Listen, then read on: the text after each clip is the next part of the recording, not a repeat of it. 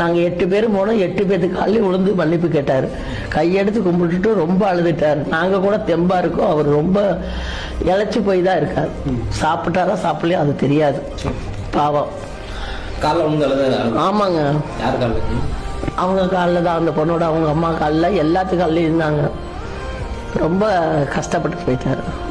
நம்ம எப்படி அழுவோமோ அந்த நேச்சரில் தான் அழுதார். அவர் இவ்வளோ செலவு பண்ணணும்னு அவசியம் இல்லை.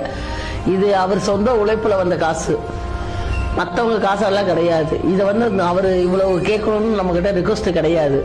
ஆனால் இவ்வளோ ரிக்வஸ்ட் பண்ணி கேட்குறாருன்னா மனிதாபிமானத்தில் தான் கேட்குறாங்க. இல்லை காலைல விழுந்தாலும் எந்த மாதிரி போச்சு? நம்ம பிள்ளை விழுந்தா எப்படி மன்னிப்பு எடுக்குமோ அந்த மாதிரி தான் விழுந்ததுங்க.